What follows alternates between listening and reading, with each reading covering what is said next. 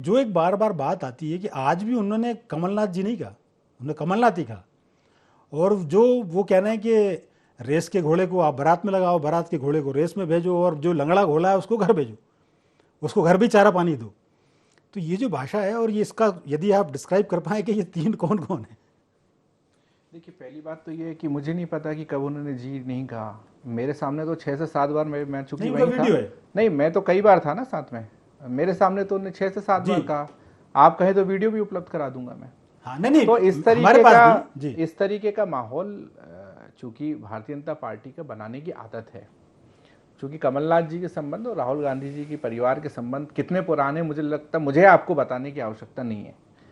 दूसरी बात यह है कि ये हमारी पार्टी की एक इंटरनल मीटिंग थी।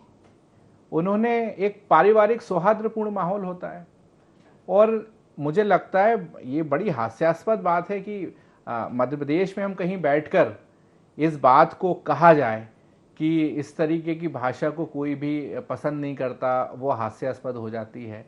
भारतीय जनता पार्टी के परसों राष्ट्रीय प्रवक्ता हैं प्रेम शुक्ला जी, उन्होंने लाइव में ये कहा है कि कांग्रेस के प्रवक्ता को कि तेरी मां, मतलब मैं बोल भी नहीं सकता। उनकी निंदा भी की है उस बयान को लेकर, उनको बड़ी छिछलियत हुई उनकी पूरी मीडिया। क्या कोई कार्यक्रम हुआ या कहीं भारतीय जनता पार्टी ने निष्कासित किया उनको? क्या कार्रवाई करी? किसी ने ऐसी कोई निंदा नहीं करी है, और क्या निष्कासित किया? तो मुझे लगता है कि भारतीय जनता पार्टी को या आपको, हमको, सबको जी एक रिएक्शन मिले था। लेकिन एक सवाल बस आपसे संक्षिप्त में, अमित भाई। हाँ, अमित जी एक सवाल, कांग्रेस के एक विधायक ने उनसे पूछा कि साहब मध्य प्रदेश में पार्टी जिताने वाले ही नेता नहीं है। देखिए, इसको हमको दूसरी तरह से लेना चाहिए। ये बात तो सच है कि 2003 से लेकर 2018 तक हम चुनाव हारे। अब इन्हीं सब चीजों के डिस्कशन को लेकर ही तो मीटिंग थी कि भाई क्या कारण रहे कि हम जो है लगातार चुनाव हम हारे। 2018 में जो सरकार आई उसकी बात अलग है कि कुछ लोगों ने पार्टी के साथ गद्दारी करी, तो वो एक बात अलग है।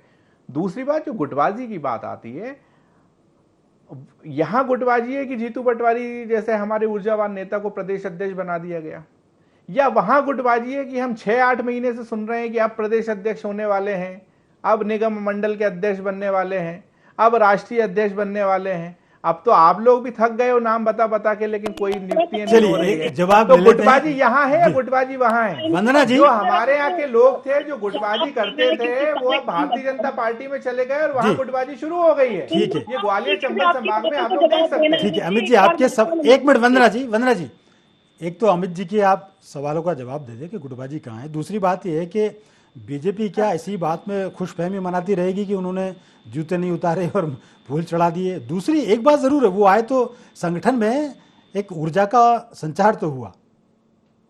देखिए योगीराज जी, लोकतंत्र में विपक्ष मजबूत हो, ये सब चाहते हैं। एक आम नागरिक हमेशा ये चाहता है कि विपक्ष और सत्ता पक्ष दोनों मजबूती से लड़े।